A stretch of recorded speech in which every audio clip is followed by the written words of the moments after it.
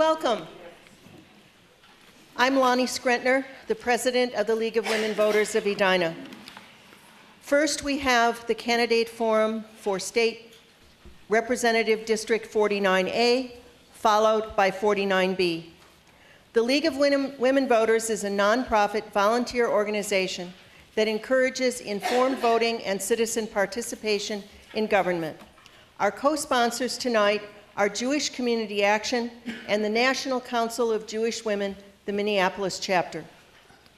The League of Women Voters does studies, takes stands, and advocates on issues. We do not endorse any candidate or any political party.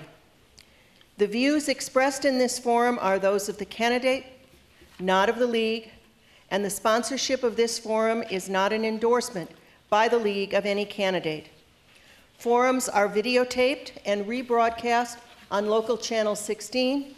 They will also be posted on the City of Edina website and the League of Women Voters of Edina website. There is one more local forum on Wednesday evening of this week for Mayor and City Council of Edina at 7 p.m. in this same room. Our moderator for tonight's forum is Alice Moorman, who is from the League of Women Voters of Minneapolis. Thank you. Before we get started, I would like to ask everybody to get out your cell phone and please turn them off or put them on silent. Thank you. Thank you for attending this evening. This forum is being sponsored by the League of Women Voters Edina, Jewish Community Action, and the National Council of Jewish Women, Minneapolis chapter. The purpose of this evening's forum is to provide an opportunity to hear the candidates for Minnesota House District 49A, discuss issues that are important to you. We will try to cover as many issues as possible in the time we have. If your questions are not answered tonight, please feel free to contact the candidates directly. All candidates who filed for office and who will be on the November 8th ballot were invited to this forum. I will now explain the rules and format of tonight's forum. The speaking order was assigned before the forum and will rotate with each question. Each candidate will have 1 minute to make an opening statement and 2 minutes to answer a question sent out in advance. Candidates will then have 1 minute to answer each question submitted by the audience. Candidates will each have 1.5 minutes to make a closing statement at the end of the forum, or before the end of the forum. League volunteers will time candidates' responses and indicate to candidates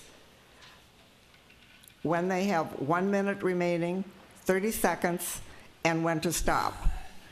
I don't know if you noticed the signs, candidates. Audience questions must be in writing and handed to a volunteer who is wearing a League button. The moderator, that's me, will ask all questions.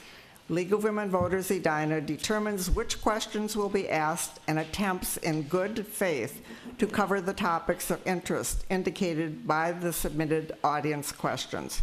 All written questions become the property of the League of Women Voters Edina. This forum is being video recorded, and then please hold your applause until the end of the forum.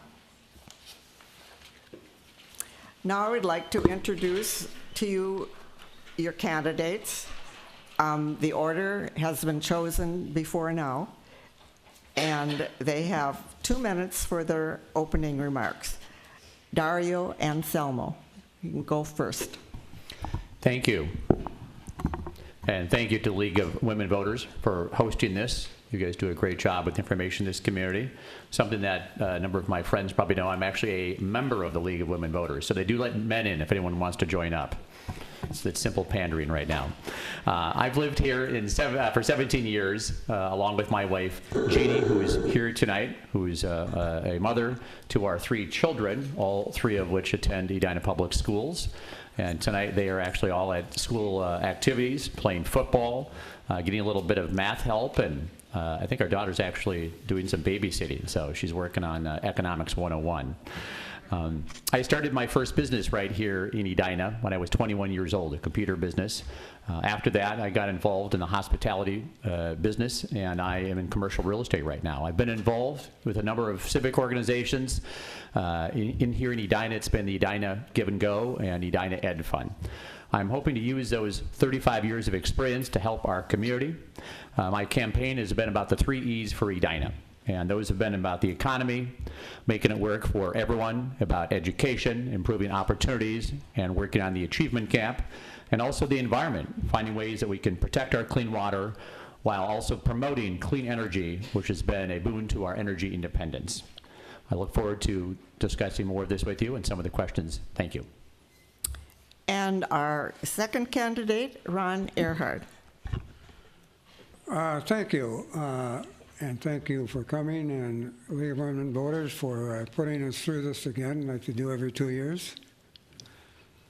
And I would like to say in my opening statement that, you know, there's something that a lot of people don't think about when you take an oath of office to be a legislator.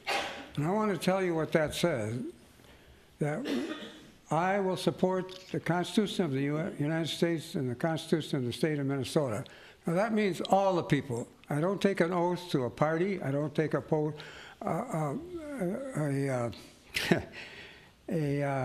say I'll support an ideology, nor the Speaker of the House, nor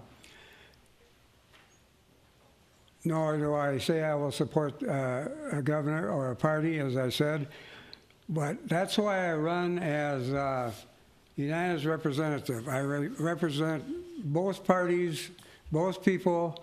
I don't get along too well with the extremes on either party, but whenever you want to meet and discuss something, I'm ready to do that.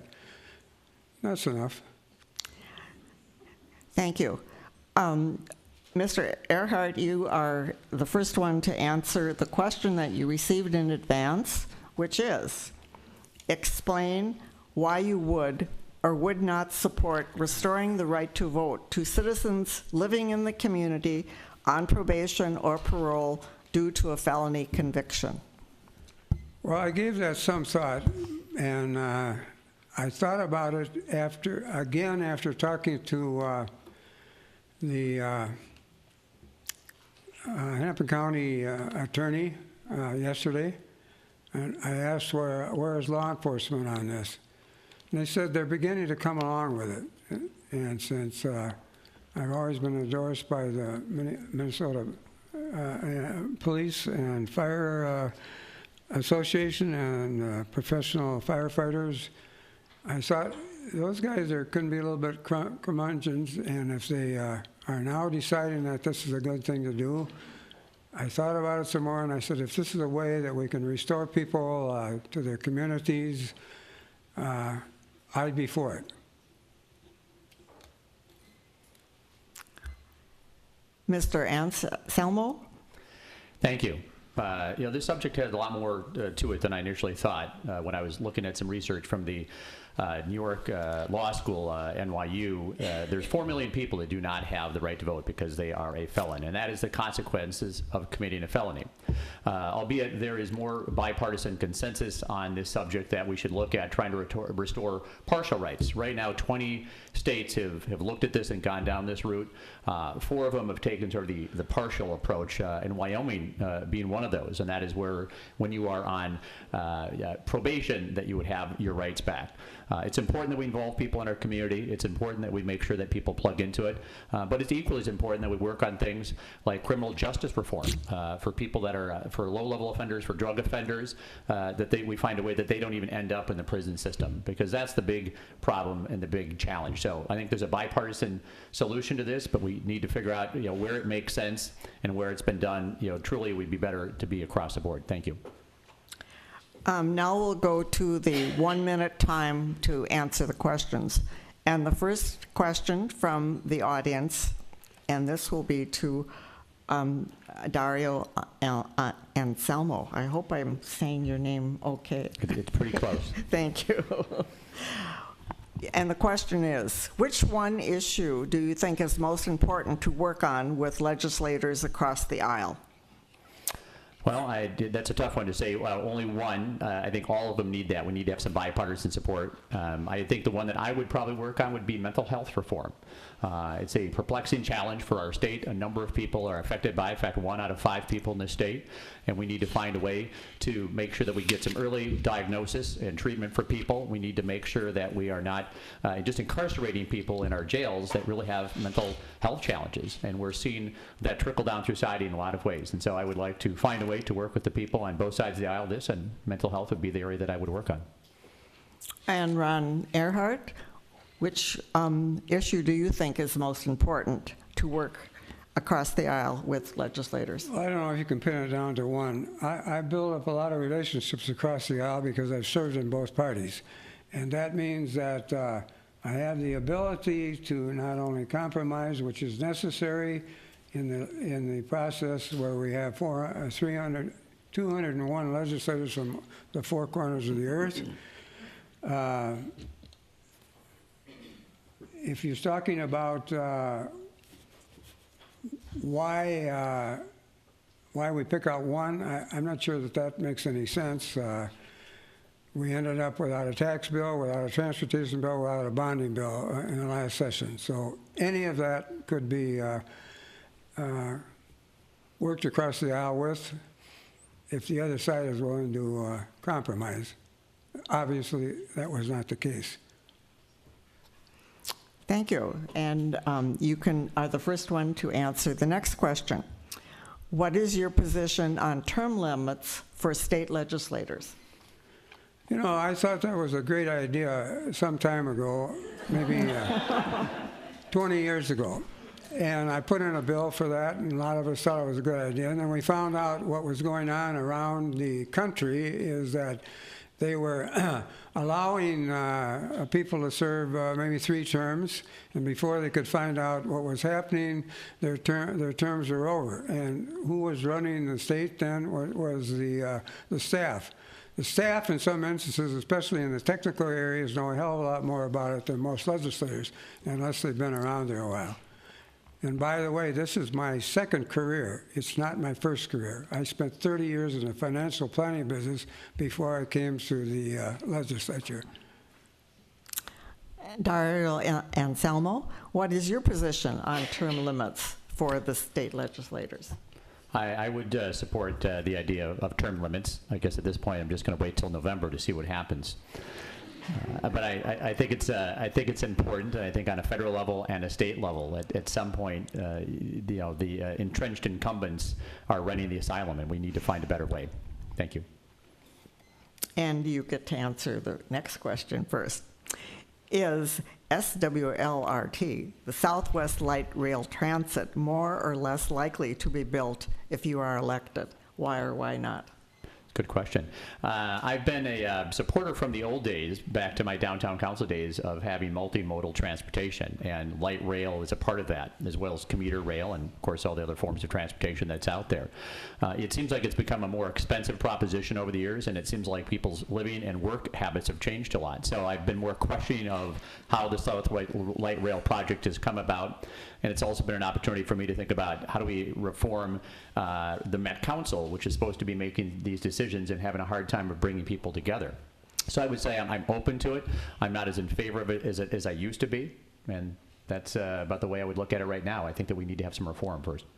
Okay, Ron Earhart, what's your position? It's absolutely imperative that we build transit and build it out in a hurry. We got almost 1 million more people moving to the metro area in the next 10, 15 years in the 7-county metro area, and we already can't. If you drive anywhere, you know how congested it is now. We have to get those cars off the road and get people into some form of transit, whether it be buses, light rail, which is probably best for the long haul. And what happens when you build light rail is this. Those that do investing, I prefer to invest in the areas where light rail is built because they know it won't be moved. If you build a bus line, you can move it. And the banks and lending folks would prefer rail. So it's better for development. Our next question is about education, and Ron Earhart. The state of Minnesota has a large achievement gap among different student groups. What do you think the legislature should do to close the gap? Well, first of all, we need to continue our pre-K efforts, although right now we are doing some scholarships. It might be that if we can find the money, we should move to pre-K all across the spectrum here. It doesn't do any good to put somebody into kindergarten who does not have the ability to read or write, and we need to do that.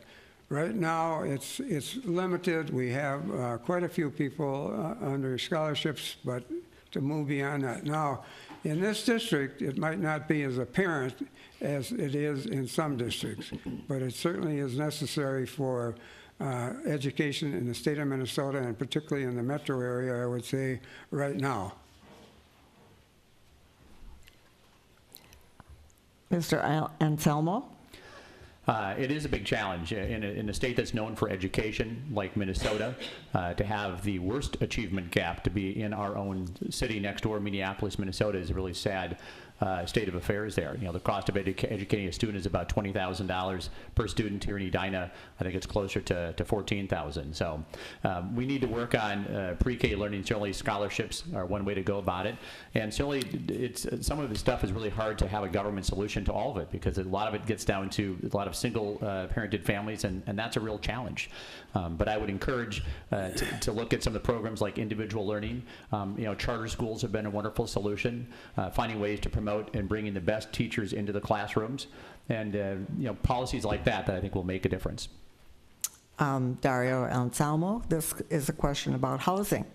The vacancy rate for affordable housing in the metro area has dropped to 2% or below. What legislation would you support to preserve and increase affordable housing? Well, I'm going to be a little bit more on the market side of this. I think affordable housing is important, and I think all housing needs to be affordable in every category. But you need to make sure that you have, you know, the price of homes and the regulation that goes into those, so it doesn't become so expensive. I think there are a lot of nonprofits that have worked on that area, and I think that's also important to have that. So I think we've got some minimum programs that help people get started so they can afford their own homes are also important. Ron Earhart? Well, 2 years ago, when DFL was in charge, we passed a $100 million bonding portion for affordable housing and other housing, and we need more. We can't leave people on the streets, and when we can afford to supply the money that will build affordable housing, and the various buy-downs that exist. You know, Edina has some section of the city that they buy down the cost of. So I think it's necessary that we keep moving on affordable housing. Mr. Earhart, this is a question about traffic gridlock. The population numbers, people say that the Twin Cities metropolitan area will grow 20% in the next decade. What will you do to reduce the potential traffic gridlock that is heading our way on Crosstown 62, 35W, 169, and 494? The Crosstown, I actually have a bill in to expand that now to 3 lanes and continue the outgo from both ends of the Crosstown Commons over there. We're going to have to pass another transportation bill to make that happen. I did pass the bill that caused the 3rd lane to be put on 494 from 394 to 694, and they were joyous about that. So we have almost completed a 3 road ring around the city now. That's about the last area. Maybe one up northeast on the ring road around the cities. Mr. Anselmo, what would you do to reduce the potential traffic gridlock that's heading our way? Yeah, I think expanding our roads, I say 70% of our commercial traffic goes down those roads, so it's very important that we do that. Expanding from 2 lanes to 3 lanes will certainly be helpful, and we need to do that. Project happening right now, 169, they're going to shut that down for a whole year. It would be nice to see that expanded while they're putting everyone through this inconvenience. So I think we do need to invest more money in our roads, and it seems like we're missing that option. And you get the next question first. What state policy would you support to expand renewable energy?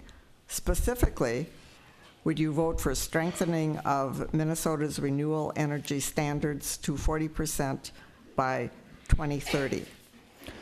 Well, right now, Excel Energy is actually meeting and exceeding the standards that were set out there. So I think mandates, even though some Republicans don't like those, were a good way to start the system.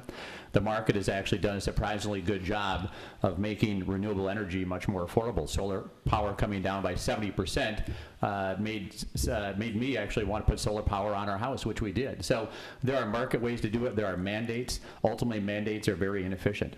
So I would just say at this point, the standards that Excel is meeting, they're going to get there anyways. So, and, excuse me, Mr. Earhart, your response to that Well, question? I actually co-authored the 2007 mandated increased renewable energy. The plan required that 25% of Minnesota energy be derived from renewable sources by the year 2025. And it became the strongest renewable energy plan in the nation. In 2015, 21% of Minnesota's electric came from renewable ahead of schedule. And also, along with that, we have a new solar bill that was passed with requirements in 2013. It says by 2020, public utilities in Minnesota will generate at least 1.5% of the retail electric sales from solar energy. And it also gave the right to Edina to start its community solar project, which is one that we, by okaying that law, that did it. Okay, Ron Earhart, you answered the next question first. Last year, the legislature provided additional funding for small business development and first-time home buyers, many of whom are people of color. Would you support additional funding to address racial disparities in home ownership and small business development? I think that that was the governor's initiative that he had a very difficult time getting passed, but yes, I would. And Mr. Anselmo? I think it's great to find ways to help people out, and if there's a use of funds that could help small businesses, and whether they're minorities or whether you're talking about people that are just in short-term difficult spots, it becomes sort of a slippery slope, though, of how much do you do and when do you do it. So, I think targeted relief, economic development zones, small business grants are probably a better way to go about that. Okay, and you are able. I will ask you the next question. The income tax increase passed in 2013 resulted in a huge budget surplus. Where do you stand on rolling back that tax increase? I think at this point it would be good to see that we have some, I'll call it middle-class tax reform. I think on the property tax area it would be good to see the state buy that down. I would like to see actually the actual income tax limits just sort of raised. Right now people get pushed up into higher tax brackets, and I think that makes it really difficult for families here in Edina, whether they're small business owners and families. So if you increase what the bracket limit is, so from 50,000 to 60,000, that would in effect have the same thing. So property taxes and income bracket changing. Mr. Earhart, what is your stand on rolling back that tax increase? Well, and the 2013 tax bill was what we're talking about here, and I voted no on that because it was larger than necessary. I knew that at the time because I've been on the tax committee for 16 years, and it put too much tax on business and higher incomes. The state didn't need that much new money to balance the budget, and I knew that approach was wrong. But on 2014, I put in a series of bills that repealed the business-to-business sales tax, the storage and warehouse tax, the tax on labor, equipment repairs, and tax on telecommunications equipment. And I also authored the repeal of the gifts tax and made the necessity of increasing the budget reserve. I wouldn't want to touch the income tax area because that is the governor's favorite. That's how he gets even with his relatives.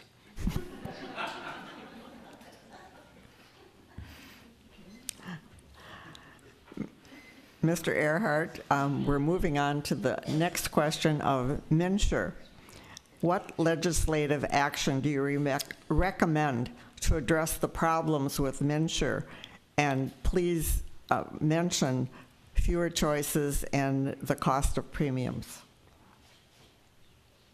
Ask me that again, that last part.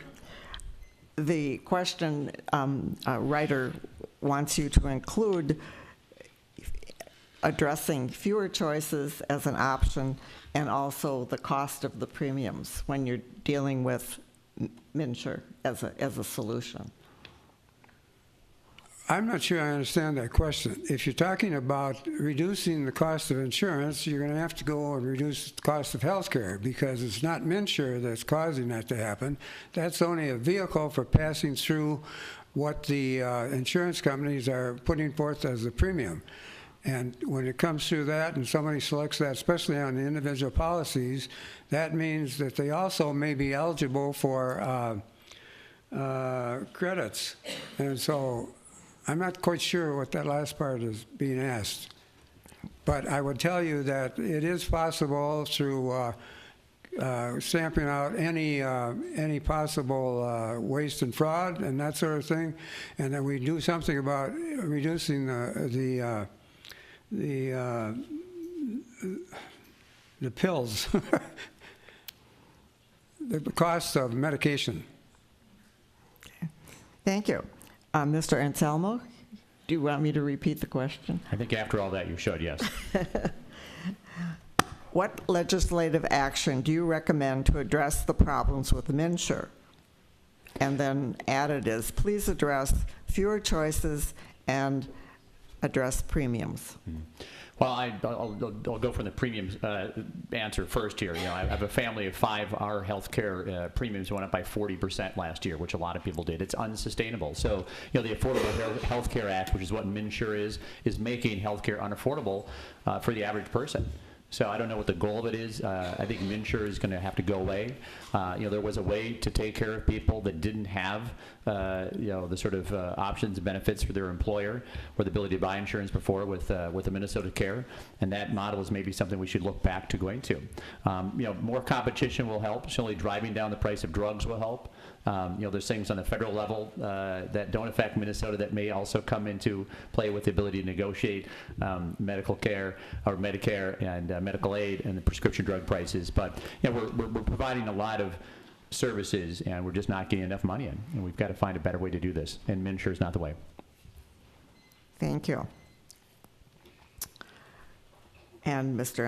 Anselmo? This proposed constitutional amendment will be on the November 8th ballot. Shall the Minnesota Constitution be amended to remove lawmakers' power to set their own salaries and instead establish an independent citizens-only council to prescribe salaries of lawmakers? What is your position on this amendment? I think it would be a better idea to have an independent commission than having yourself set your own salary and pay rate. Whether you need to have, I'm not big on wanting to change the Constitution for a lot of things in our state, and that goes back to a number of issues. But I think that you could have an independent commission that would do a better job. Thank you. Mr. Earhart, what's your position on the proposed constitutional amendment? Well, unfortunately, the way the thing is set up now, by the legislatures doing their own, they never have the hair to do it. So that means that the cost of doing business over there, which constantly climbs, they have get young people out of college in there and at $31,000 a year, and then after a couple of terms they get married and have a kid, they have to quit. And that doesn't make any sense. what makes sense is maybe the independent commission will take a firm look at what the salary should be and then act accordingly. I actually have sat on one of their commissions that sets for the judges and the legislators and all the state offices, and they just, the only one that gets a raise are the judges. For whatever reason, I don't know. Thank you. And Mr. Earhart, you can answer this question first. Over 65% of Minnesotans believe that a mentally able adult should be able to get a prescription for life-ending medication that can be self-administered. Do you agree? Will you support legislation if this is affected next session? Did you say mentally ill people or should be allowed? Mentally able. Mentally able. That's better. I think that I've been approached on this, and I think that this makes sense. I think we have to look at the details, which might be the devil here, but I think it's something that should be available to those that are ill and desire that form of exit from our world. And I think it's a growing thing. Several states already have it, and I think it will be coming forth in some solid form before too long. Now, I know that this is a very harsh thing with some of the churches and some of the religions and so forth, but nevertheless, I think we have to take a good hard look at it. Mr. Anselmo, your answer? That's a tough subject, and I've had that brought up in other ways with the basically assisted suicide, and I'm not in favor of that as an option. So I would say I don't think I would look at supporting that at this point. Thank you. The next question to you, Mr. Anselmo. Will you vote for tax reductions and the return surplus to taxpayers? Why or why not? Why not? With the the budget surplus that we have, once the bill gets passed, I think it would be good to see some of that money go back. Taxpayers like to see us put away some of that money and invest some of that money. So I'm sort of for a third in terms of what we do with that. But I do think that some money should go back. Thank you. Mr. Earhart? We started out with a $1.9 billion surplus, and because of laws that I was involved in to increase the surplus, the rainy day fund, about $500 million of that went into that account, and then we were down to about 1.3 or so, and then the forecast changed from the February forecast to the forecast that we base our budgeting on in February, and it was down to 9 billion. Or 900 million, excuse me. And I think that we're watching this closely, and if we continue to increase our ready reserves or our rainy day funds, that we are doing the right thing. And we also know that at this time the economy is weakened, and that our predictions from the end of session projections are off a little bit. So I think we have to be cautious. The next question goes to Mr. Earhart. The Comprehensive Health Equity and Employee Rights Act, or CHEER Act, has been proposed for Minnesota. The CHEER Act would ensure that health plans offering drug coverage would also have to cover contraceptives. There is an exemption for religious institutions. If elected, would you support the CHEER Act? Why or why not? Well, I'm not sure that you define it well enough for me to make a judgment on that. I don't know if you mean of selling or buying on that one. This is the question I have. Well, I think it's unclear. So. Thank you. Mr. Anselmo, are you have any other opinion? Well, it looks like you're asking, should you have contraceptive coverage on these plans, and that you have to, it looks like you're having to pass them off, or I believe that contraception should be covered under whatever your health care plan is that's out there. So Thank you. Mr. Anselmo, the next question. Will you support requiring criminal background checks on every gun sale? Why or why not? Please explain your position. I'm actually a Republican that believes in reasonable background checks, and that's something I've heard from so many voters that are out here. So if you got to go to Dick's and get do a background check, you should get it if you go to a gun show or go over the internet. So reasonable background checks for purchases. So I don't know if I'm going to put that in the universal background checks, but I think criminal background checks are a good idea, and that's what people in our community would like to see. Thank you. Mr. Earhart. Well, I'm on the Schoen bill, who's a policeman and police officer, and I think that he's got the right direction that every transaction should have a background check, except those that are exempted under federal law. However, there's a great deal of resistance to that, and I don't know where it's going. We tried to do it at the end of session, at least get an airing on it, and I think we should pursue that. Yes, I think we should increase. We already removed the ability to own a gun from those that have been abusing their spouses. They cannot own guns. And I think we should move toward universal background checks were not barred by federal law. Thank you. And Mr. Earhart, the next question. The Minnesota Department of Corrections has indicated that there is a need for more prison beds in the state. What actions do you support to remedy this situation?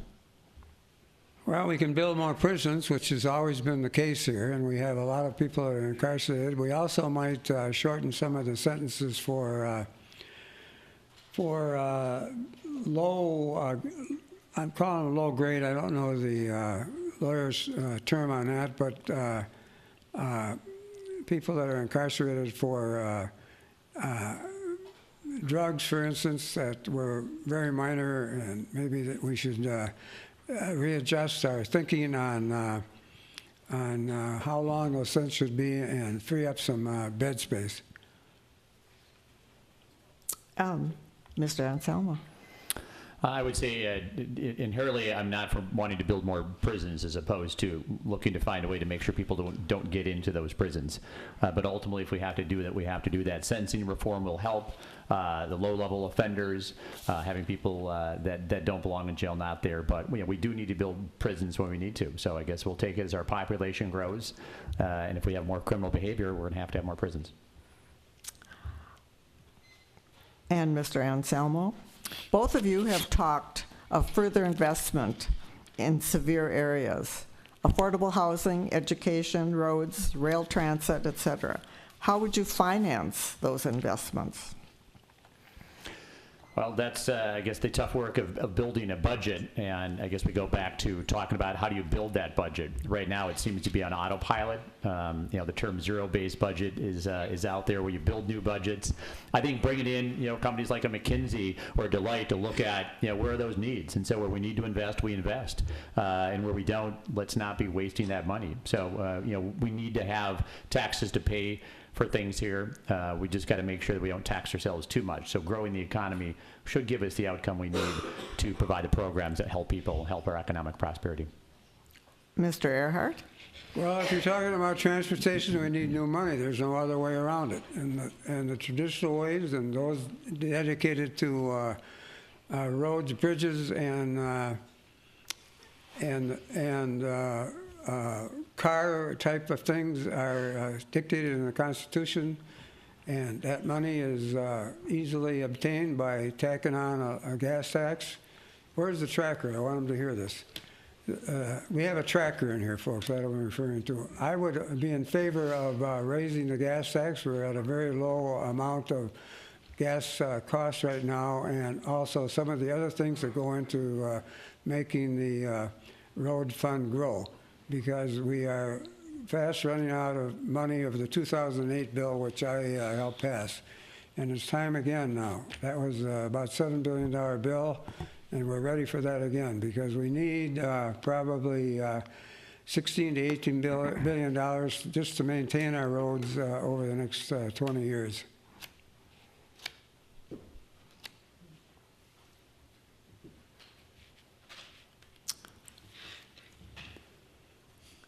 Mr. Earhart, what is your position on funding charter schools? You know, I don't really have a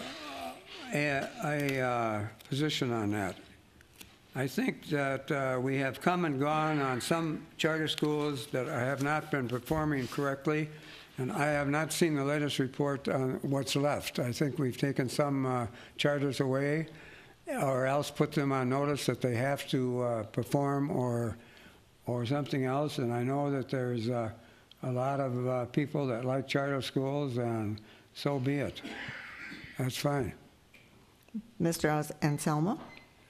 Well, this is a great opportunity to give a shout out to the Democratic Party, because that's who started the charter school movement 25 years ago. Was the anniversary that Ember Young helped pass that legislation, and it's been great to see that. And Minnesota should continue to be a leader, so we should make it easier to have charter schools and to continue that success. And Mr. Anselmo, how should the state address climate change? Well, it sounds like we're doing a pretty good job here in the state. We seem to be a leader in that, and I'm a proponent of clean energy, and whether people want to call it global warming or climate change, something is going on out there. And I think to continue encouraging businesses for efficiency, I think policies, the mandates that we've had there were a good start to jumpstart the system. And it seems like we're continuing to go down that pathway that we need to. And we're going to need to see some more technology changes, and we're going to have to change a little bit of human behavior along the way. So that's about those are the three parts to my answer. And Mr. Earhart? Well, in 2007, which was known as the energy session, we also passed a global warming law which will reduce pollution by cutting greenhouse gas emissions by 15% by 2015 and 80% by the year 2050. And 2050. We also are working on funding for the implementation of the Clean Water Legacy Act to clean up lakes, rivers, and streams. So these are things that all run together. We've got fallout from carbon emissions into our lakes that are they come all the way from South Dakota to dirty our lakes and cause them to degrade, and we can get into cap and trade here before too long. We tried it once before, and it wasn't very enthusiastically greeted.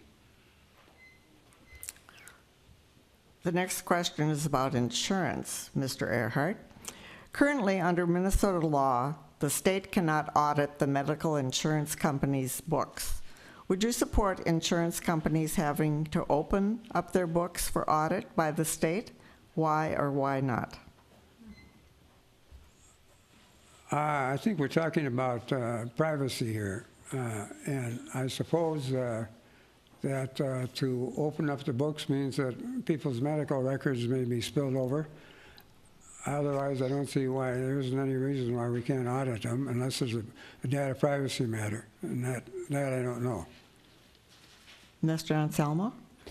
I think the other question gets into regulated industries and costs more so than privacy. Again, I kind of go back to the market. Do you need to have more competition to help drive those costs down and to try to figure out what we're going to do? Most of our insurance here is done by nonprofits, and that being the case, they should be open to having their, having those books audited.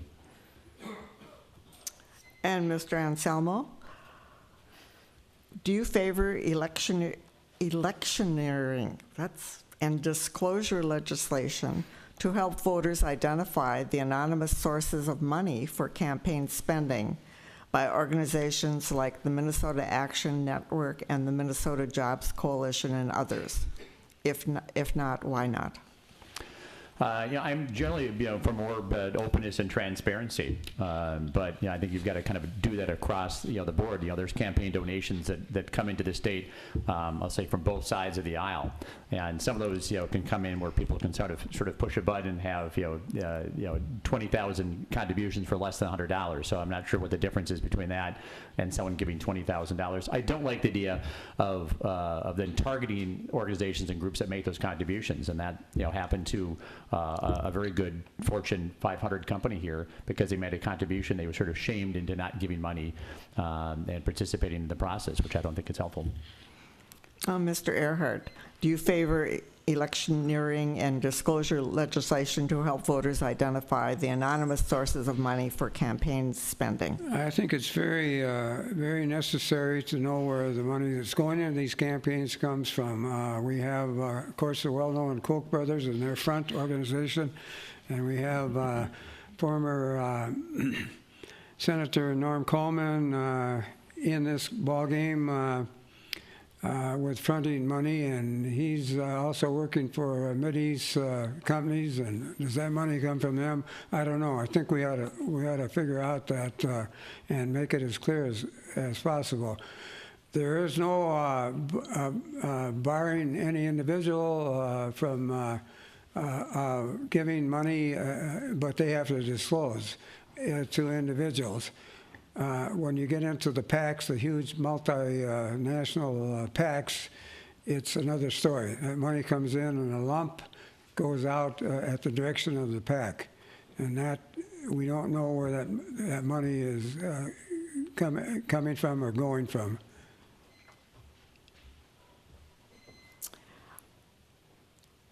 And Mr. Earhart, what is your position on sentence guidelines reform?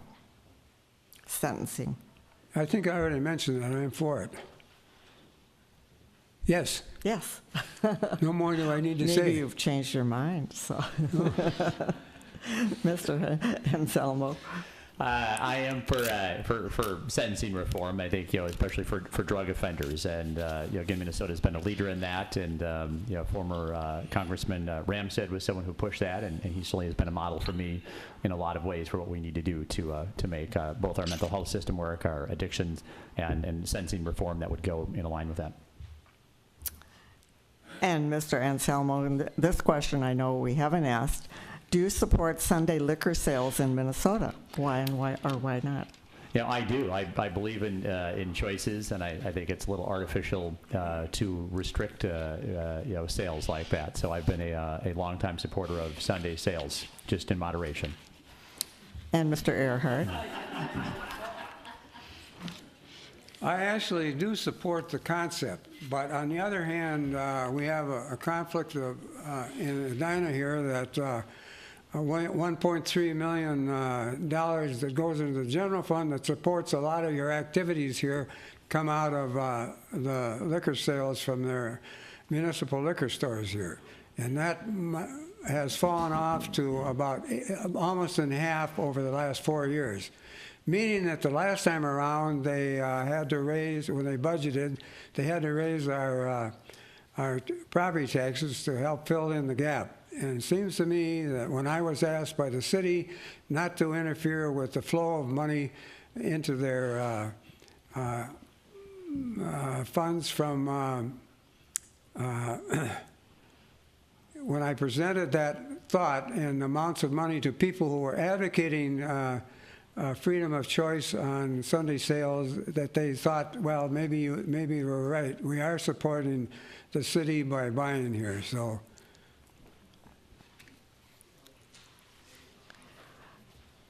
Well, we've come to the end of our questions, not the end of our time. And so I'm going to give the candidates a little bit extra time if they want for their closing statements, like 2 minutes instead of a minute and a half, okay? And we will start with the closing statements with Mr. Earhart and then with Mr. Anselmo. Well, how long do I get? 2 minutes. Here's what I wanted to say. I have a lot of organizations, probably people that watch this, like the trackers out here are doing. They watch this all the time over there, and very often they will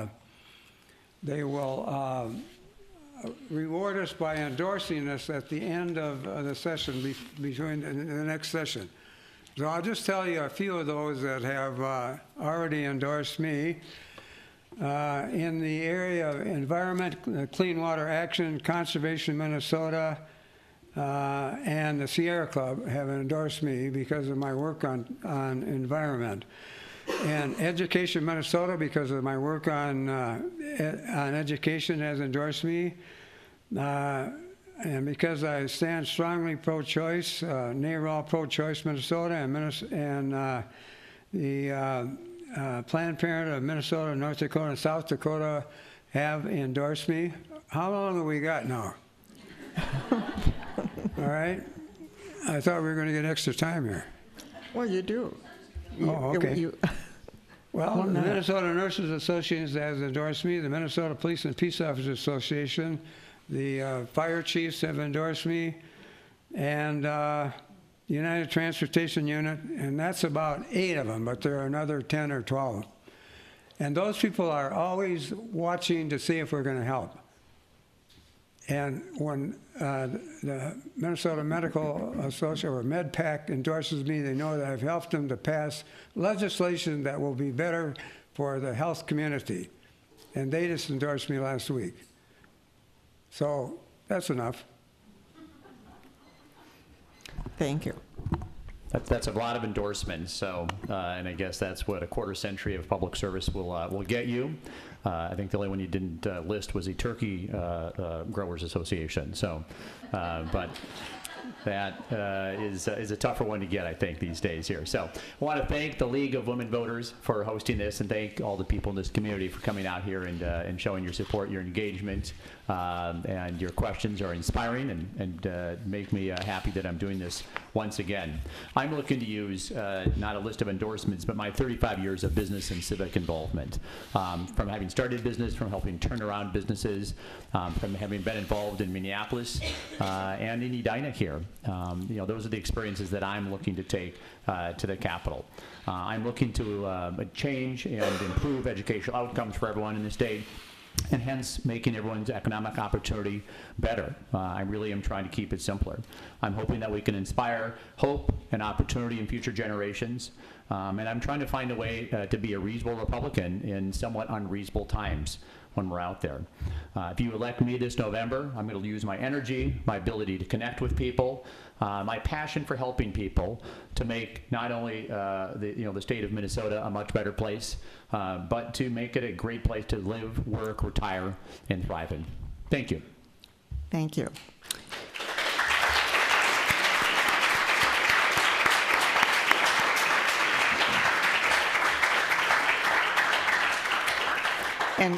And thank you, candidates, for participating in this forum and for your willingness to participate in the democratic process by running for office. Thank you, too, to the League of Women Voters Edina, to Jewish Community Action, and to the National Council of Jewish Women Minneapolis chapter for sponsoring this forum. This forum has been taped for broadcast on Edina Community Channel 16. The rebroadcast schedule has been distributed to the live audience and is available online. The forum will also be available for viewing on the League of Women Voters of Edina website, and it will also be on the City of Edina's website and on YouTube. Thank you for attending tonight's forum. Please remember to vote on Tuesday, November 8th. This concludes this forum. Good evening. And thank you.